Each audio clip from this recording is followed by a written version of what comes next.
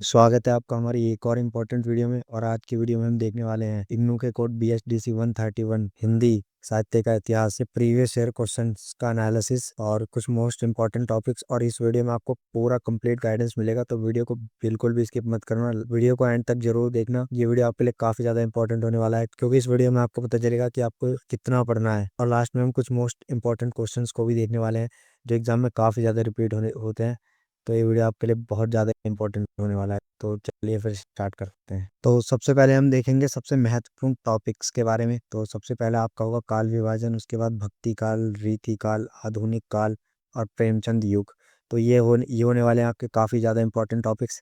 तो आपको सिर्फ इन्हीं टॉपिक्स पर सबसे ज़्यादा फोकस रखना है, क्योंकि यही टॉपिक्स आपके एग्जाम में सबसे ज़्यादा रिपीट होते हैं। तो आपका फर्स्ट टॉपिक होने वाला है काल विभाजन, हिंदी साहित्य का काल विभाजन। ये आपका काफ़ी इंपॉर्टेंट टॉपिक्स है। उसके बाद विभिन्न विद्वानों के मत, आदिकाल, भक्ति काल, रीति काल, आधुनिक काल। तो इसके बाद भक्ति काल, भक्ति आंदोलन का उदय, राम भक्ति व कृष्ण भक्ति, निर्गुण व सगुण काव्य। अब हम लोग देखेंगे रीति काल के बारे में। रीति काल का नामांकन आपको पता होना चाहिए। रीति बद्ध, रीति सिद्धि और रीति मुक्त और बिहारी के दोहे, ये आपके इंपॉर्टेंट टॉपिक्स होने वाले हैं।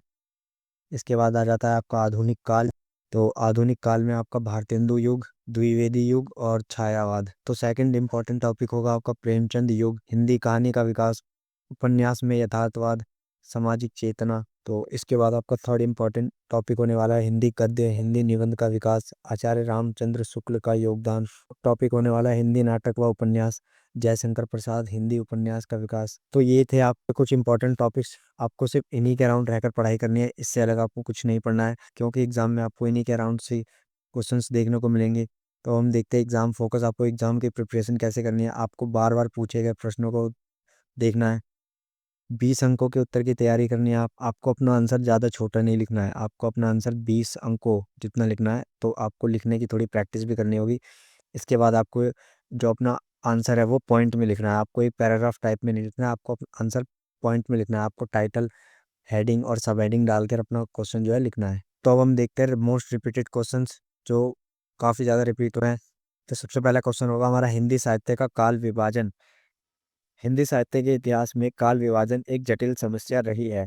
साहित्य का विकास क्रमबद्ध रूप में समझने के लिए काल विभाजन आवश्यक होता है, किंतु हिंदी साहित्य की पारंपरिक रचनाओं की तिथि निश्चित न होने के कारण यह कार्य कठिन हो जाता है। आदिकाल की अधिकांश रचनाएं मौखिक परंपरा में रची गई हैं। विभिन्न विद्वानों ने अपने अपने दृष्टिकोण से काल विभाजन किया है। आचार्य रामचंद्र शुक्ल का काल विभाजन सर्वाधिक मान्य है, जिसमें आदिकाल, भक्ति काल, रीति काल और आधुनिक काल को शामिल किया गया है। इस विभाजन में साहित्यिक प्रवृत्तियों और सामाजिक परिस्थितियों को आधार बनाया गया है। तो ये है आपका आंसर।